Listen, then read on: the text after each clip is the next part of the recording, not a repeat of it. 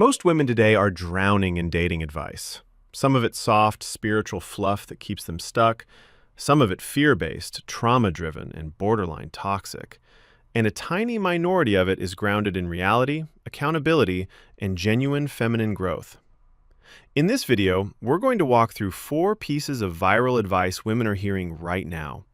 And I'm going to show you exactly which advice is healing and which advice is quietly sabotaging women's ability to love, trust, and build healthy relationships.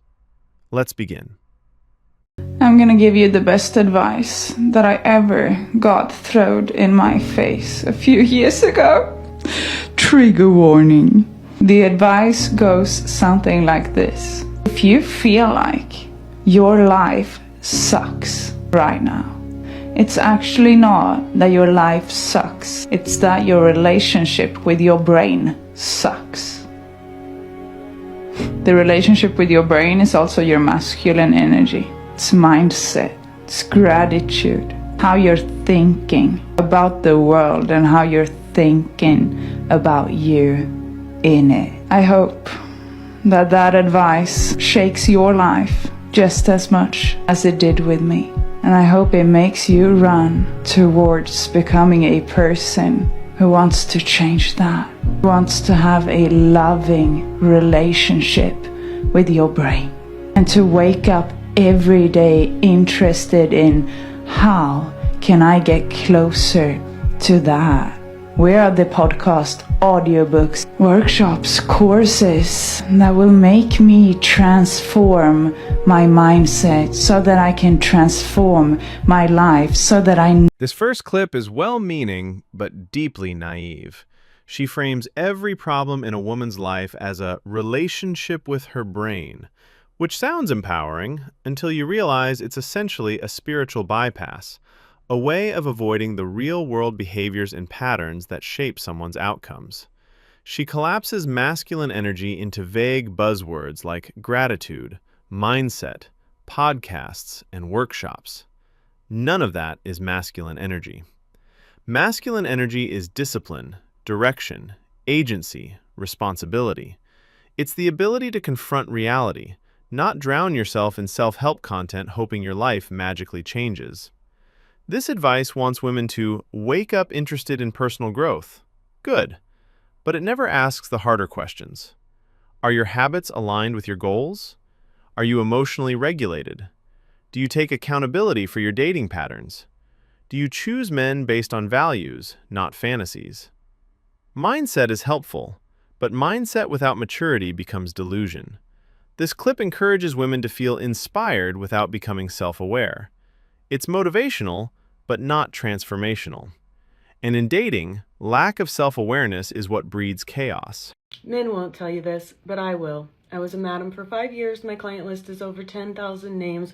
I got to know a lot of these men by booking their appointments, and I became sort of a therapist to them. And here's the truth that they don't want you to know. The man you fall in love with is not the same man you break up with.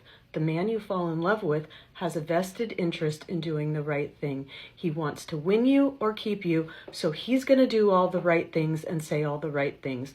The man that you break up with or you divorce from, that man will be capable of unspeakable acts of harm against you. Financial abuse, physical abuse, betrayals. Why? Because he no longer needs to keep you. Men know this and they gaslight you by saying, if you have a backup plan, then you can't really fully be invested into the relationship. Well, guess what? We have car insurance, not because we think we're going to get into an accident, but because just in case we do, we're protected.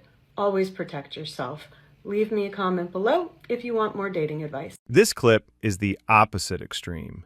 Fear-based, cynical, and rooted in trauma, not truth. A woman who spent years as a madam, interacting with a very specific, highly unrepresentative subset of men, confidently generalizes that the man you break up with is capable of unspeakable harm. This is how you create women who are permanently armored, permanently suspicious, permanently closed off. She teaches women to assume the worst, that men are only kind when they want something and abusive once the relationship ends. That's not insight. That's projection from years spent in the shadows of male behavior most women will never encounter. Her insurance policy metaphor encourages women to never invest fully, never trust, never love without a contingency plan. But relationships don't thrive under defensive architecture. If you go in expecting betrayal, you will help create it. She positions herself as the truth teller men fear, but she's really passing on her own wounds like their wisdom. This advice doesn't protect women, it isolates them. This message is for all the lover girls out there. I am your leader. Listen to me. When you first get to know a guy, I want you to think about one attribute of his, physical, characteristic, whatever, that is ugly, that you don't even like. You kind of get the ick, actually. Hold on to that. Hold on to that, bitch, because you're going to end up idolizing him, because we have the ability to love a roach. Like, we just have the ability to idolize and love anything. Hold on to that trait, because once you get into the relationship and you start idolizing him and you start acting out of character and being desperate and needing him, you're going to need something to bring you back down. Like, I always think about how my boyfriend's head is shaped like a peanut. And that just,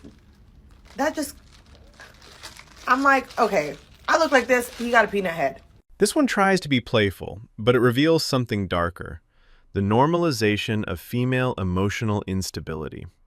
She tells women to intentionally focus on a man's physical flaw so they don't idolize him later.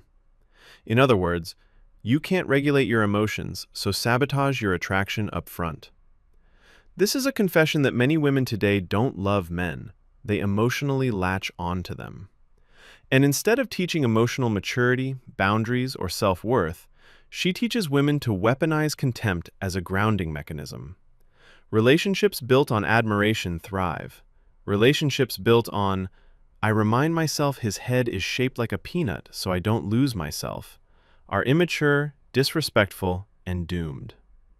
Underneath the humor is a serious truth. Women who idolize men lack a strong identity of their own.